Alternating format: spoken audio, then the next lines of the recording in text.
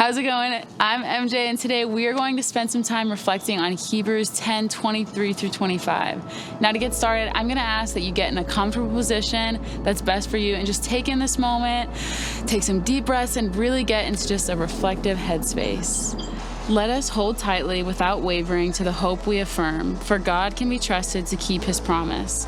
Let us think of ways to motivate one another to acts of love and good works. And let us not neglect our meeting together as some people do, but encourage one another, especially now that the day of his return is drawing near. Now what I'm going to do is just break this verse down into little chunks and follow up with a question for you to reflect on. Now, as you think about your answers, I want you to keep the people that you do life with in mind. All right, here we go. So let us hold tightly without wavering to the hope we affirm.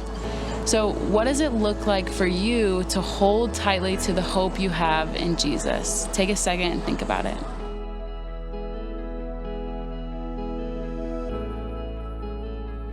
For God can be trusted to keep his promise. Now, spend the next minute or so reflecting on how God has come through for you in the past. Talk with God about what promises you've seen fulfilled and maybe which ones you're still waiting on.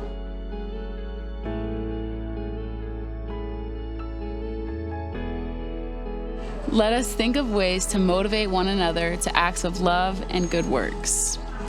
All right, so I want you to take a second to reflect on the community in your life. Maybe it's your friends, your small group, or your neighborhood. Now, what does it look like to motivate others for love and good works?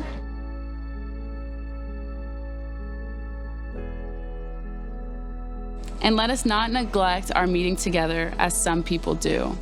Now, I want you to take a second to answer this question. What role do you play in the church continuing to meet together?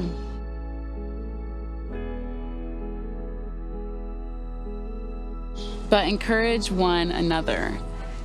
Now, think of your answer to this question. Do people need one another? And why do you think that is?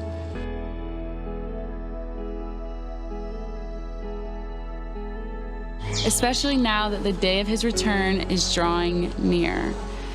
Studies keep saying that people are the loneliest they've ever been in the history of the world. What do you think this says about the importance of community?